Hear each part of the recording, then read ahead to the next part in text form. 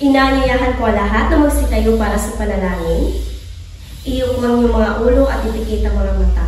Sa ngalan ng Ama, ng Anak, ng Espiritu Santo.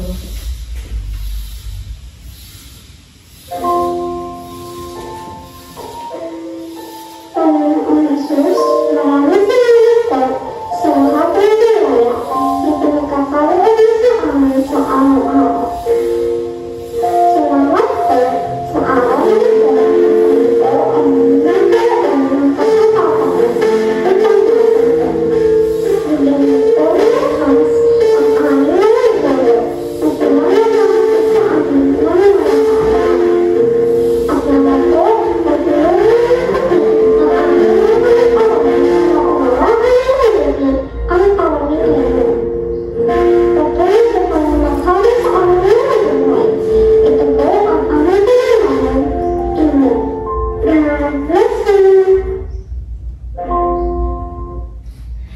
Magandang umaga sa lahat! Kamusta kayo? Mabuti naman kung ganun. Ako pala si Binibining Jamaica Ishikirante at ako ang magiging guro ninyo sa umaga na ito.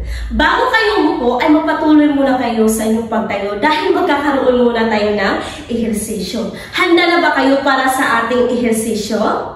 Kung ganon, ipalakpak ang inyong mga kamay ng 3 beses at sabay-sabay nating sabihin, handa na po kami. Sabay-sabay, 1, 2, 3, handa na po kami. Ngayon ay sabay-sabay nating sayawin ang ating ehersisyo.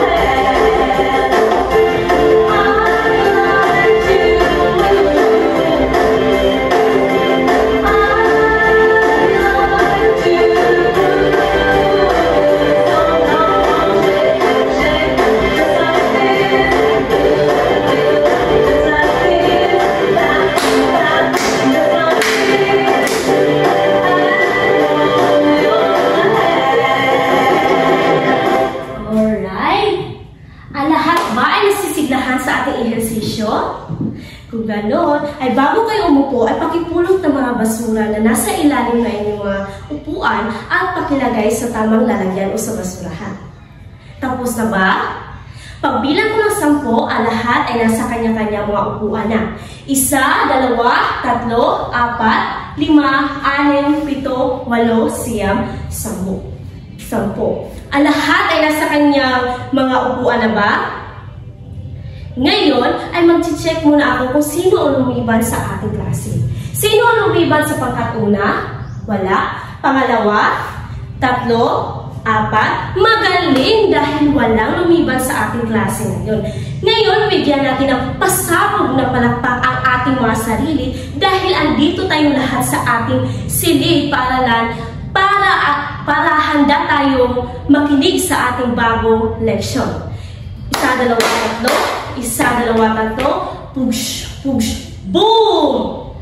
Ngayon ay aking ipresenta sa inyo ang ating mga alituntunin dito sa ating silid.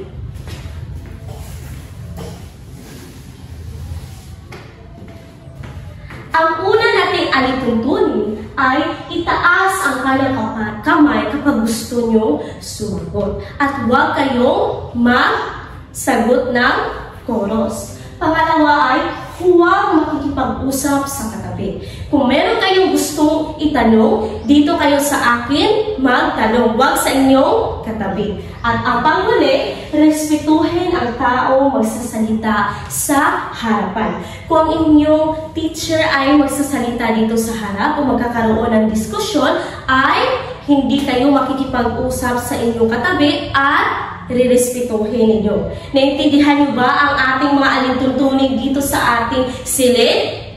Kung ganon, ano nga ulit ang ating mga alituntunin? Magaling. Ito ay itaas ang kanang kamay kapag gustong sumagot. Huwag makikipag-usap sa katabi at respetuhin ang taong magsasalita sa harapan. Ngayon, handa na ba kayong matuto sa ating bagong leksyon sa umagang ito? Kung ganon, ay ating munang balikan ang leksyon na ating tinatalakay noong nakaraang araw. Base sa ating leksyon na tinatalakay noong nakaraang araw, ano sa tingin nyo ang ating leksyon noong nakaraang araw? Mikaela? Magaling, Mikaela. Ito ay tungkol sa alamat. Ano ang alamat? Priscel?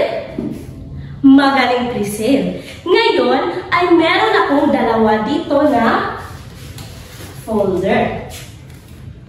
At sa loob nito ay may iba't ibang peraso na pwede ninyong buuin. Kaya, bago nyo ito buuin, ay hatiin ko muna kayo sa dalawang pangkat. Ito ang pangkat una, sa inyo yan.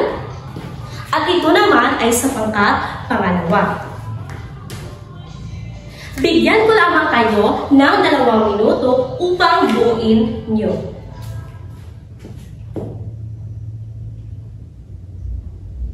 Ang 2 minuto ay tapos na. Pangkat una, ilagay ninyo sa harapan kung ano ang inyong nabuo. At pangkat pangalawa ay ilagay nyo din sa harapan kung ano ang inyong nabuo.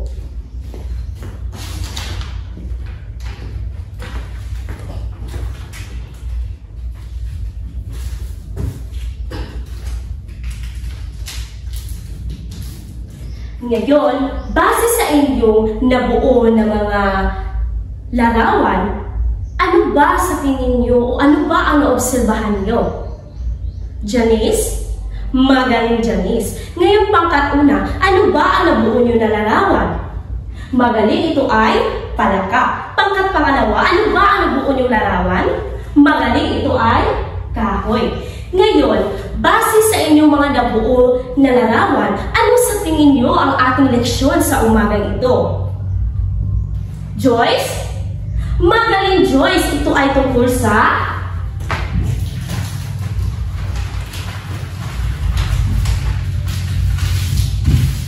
sabay-sabay nating basahin. Bugtong. Ang ating leksyon na tatalakayin natin sa umagang ito ay tungkol sa bugtong. Pero bago tayo dadako sa ating diskusyon sa umagang ito, ay akin muna ipipresenta sa inyo ang ating layunin sa umagang ito.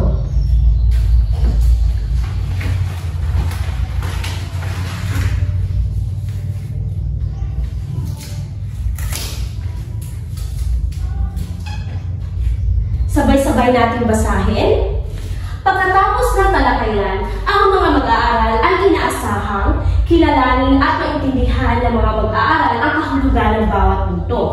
Makakabuo ng isang malikhaing bugtong na malinaw, may kaugnayan sa aralin at bunga ng pagtutulungan ng lahat ng miyembro ng grupo at naiuugnay ang kahalagahan ng bugtong sa iba pang anyo ng panitikan.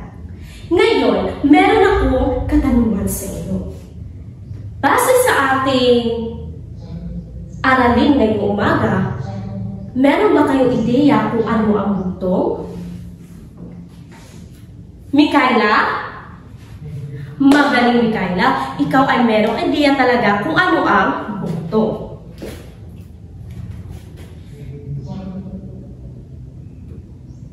Ngayon, tingnan natin kung ano talaga ang bugtong. Ang bugtong ay isang pangungusap o tanong na kadalasang nilalaro ng mga batang Pinoy at ng mga nakakatanda. Ito ay may doble o nakakatagong kahulugan na niluluto bilang isang palaisipan. So kadalasan ang bugtong ay nilalaro o ginagawa ng mga kabataan o pati na rin sa mga matatanda. Naintindihan ba kung ano ang bugtong? Magaling. Ngayon, merong iba't ibang halimbawa ng bugtong. Ngayon ay ipapakita ko sa iyo o itatanong ko sa inyo at ang gagawin niyo lamang ay sasabihin niyo kung ano ang sagot nito. Naintindihan ba? Right. Una, kung kailan mo pinatay, saka pa humaba ang buhay. Sa tingin tingin niyo, ano ba ang sagot sa bugtong na ito? Kung kailan mo pinatay, saka pa humaba ang buhay. Charen? Okay, Charen. Ngayon tingnan natin kung ang iyong sagot pa ay tama. Magaling, Charen. Ang sagot mo ay kandila at yan ay tumpak. Bigyan natin ng pasabog na palakpak si Charen. Pangalawa, dala ka ng iyong dala. Sa tingin mo, ano ba ang sagot sa bugtong na ito? Uulitin ko, dala ka ng iyong dala. Ano ba ang sagot nito? Mikaela? Alright, ngayon tignan natin kung yung sagot mo ba ay tama.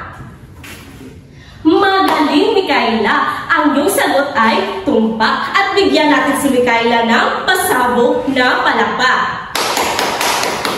At ang pangatlo naman, butot balat lumilipad. Sa tingin din niyo, ano ba ang tamang sagot sa bugtong na ito? Butot balat lumilipad.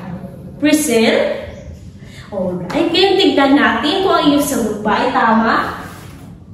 Magaling, ito ay saranggola. Tama, Priscilla. Bigyan natin din ng pasabog na palakpak si Priscilla. At panghuli, isang balong malalim, punong-puno ng patalim. Sa tingin ninyo, ano ba ang tamang sagot nito? Isang balong malalim, punong-puno ng patalim. Carmela? Okay, ngayon tingnan natin kung tama ba ang iyong sagot. Magaling, ito ay bibig. Bigyan natin si Carmela ng pasabog na palakpak. Ngayon, naintindihan niyo ba ang ating leksyon sa umagang ito tungkol sa bugtong?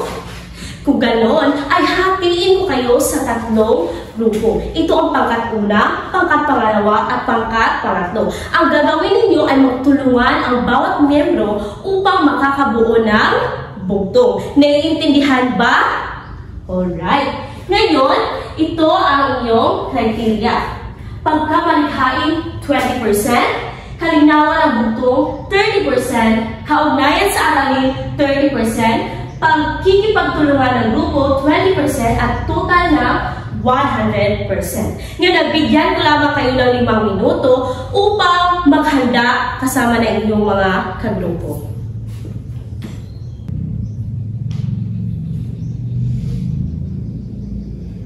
Ang 5 minuto ay tapos na. Pangkat-una, kayo ang unang magpresenta dito. Magaling, pangkat-una. Ngayon ay bigyan natin ng pangkat-una na ang galing-galing club. Ito ang gagawin. 1, 2, 3. 1, 2, 3. Ang galing, ang galing, ang galing, galing, galing. Ngayon ay sabay-sabay natin gagawin. 1, 2, 3. 1, 2, 3. Ang galing, ang galing, ang galing, galing, galing. Alright, ngayon ay pangkat-pangalawa naman. Magaling, pangkat-pangalawa. Ngayon ay bigyan naman natin sila ng amazing craft club. Ganito ang gagawin. 1, 2, 3. Amazing! Ngayon, sabay-sabay natin gagawin. 1, 2, 3. Amazing! Ngayon, ang pangkat-ikatlo naman. Magaling, pangkat-ikatlo. Bigyan naman natin sila ng very good clap. Ganito ang gagawin. 1, 2, 3. 1, 2, 3. Very good, very good, very good. Sabay-sabay natin gagawin. 1, 2, 3. 1, 2, 3. Very good, very good, very good. Ngayon, ay gusto nyo bang malaman kung ilan ang nakuha ng puntos? Alright. Pangkat-una, ang nakuha nyo ay 98%. Bigyan natin sila ng palakpak.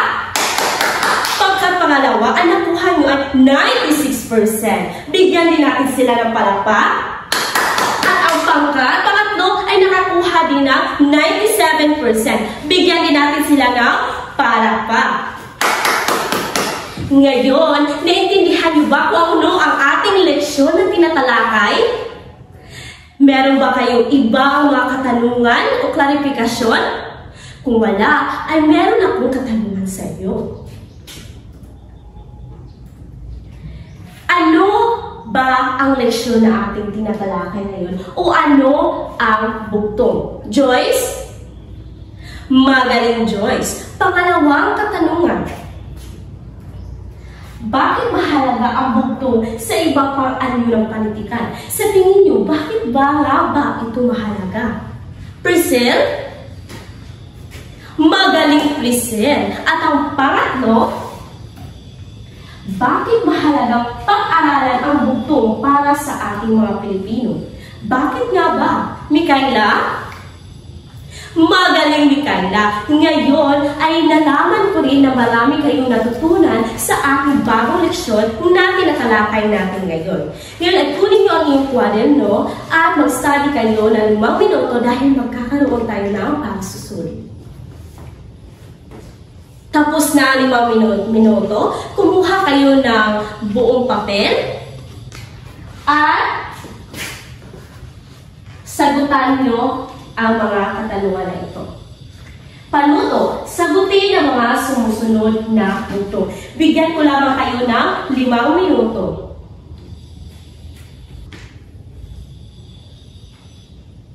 Tapos na?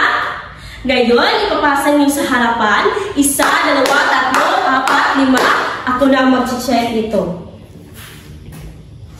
Maraming salamat. Ngayon ay ating sagutan ang mga katanungan na ito. Kung yung mga sinasagot ba ay tama o hindi.